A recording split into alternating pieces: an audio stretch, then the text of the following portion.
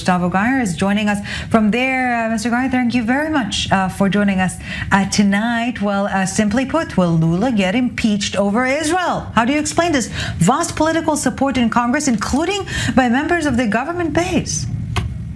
Yes, well, thank you for having me. First, I think I must start my participation in the program asking for apology. I am really sorry about what's happening. I just want to say, as a federal congressman, that Lula's declaration does not represent the majority of the Brazilian people. And as a matter of fact, the vast majority of Brazilian people are shocked, are very angry with his words and by what he did. That's why we've just reached a record number of signatures from the members of parliament asking for his impeachment. So we are working hard in order to succeed in this endeavor, which is to impeach him. What he did is unjustifiable.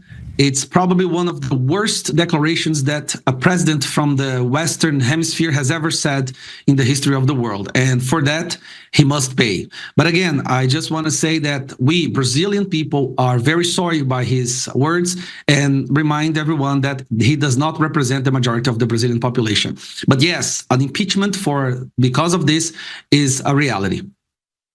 Congressman Gayer, I'm sure that many of our viewers here in Israel and elsewhere are very grateful for your statements, no doubt about that.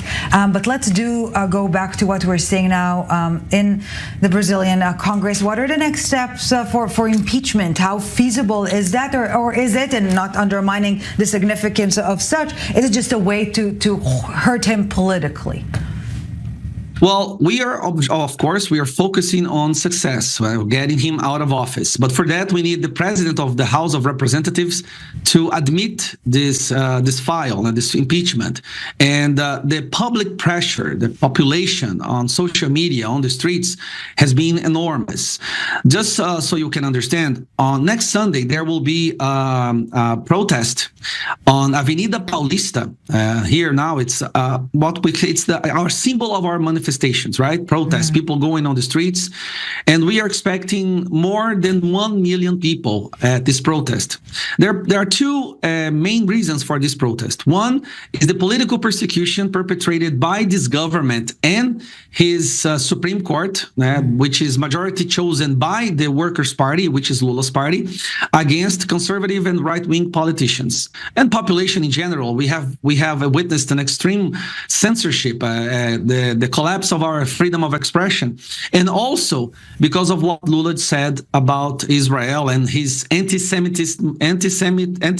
comments. Yeah. But it's important to remember that this is nothing new. The whole world knew about Lula's position. Right. During his campaign in 2022, he was the only president that we know of that received support from Hamas. Hamas actually wrote on their official website that they supported Lula, which is interesting given the fact that the mainstream media here in Brazil always depicted his opponent as being the Nazi or a dictator. But Hamas, of course, supported Lula. When the result was declared and that Lula had won the election, Hamas wrote another letter of congratulation and congratulated him for his victory. If that was not enough, then we had most recently, an official note written by Hamas, published by its official site and also the Telegram channel, thanking Lula for his words against Israel and about Hitler, trying to compare what Israel is doing by what Hitler had done. So this is the first time in history that we know of a president from a allegedly democratic country being thanked by the most evil terrorist group in history. And to top that, because it can get worse when we talk about Lula. Yeah, as if it was not enough until now. Yeah. He went to Africa recently and declared that he will continue funding the agency under the United Nations that was caught helping the Hamas attack, and asked for other countries to return their funding to this agency as well. So it's extremely embarrassing for us, people of Brazil, people who really value democracy, to be represented by this person. But I believe the impeachment will resolve that. So Congressman Gayer, as we are nearing, unfortunately, the end of our conversation, if I understand correctly from what you're saying, under the current Lula administration, the Brazil-Israel relations cannot really be mended. We simply have to wait for the administration to change. Well, the way I see it, yes. The last news we had from the government is that they were thinking about expelling the Israel ambassador. Now, that is the last thing you do before going to war against the country. And they are actually considering expelling him.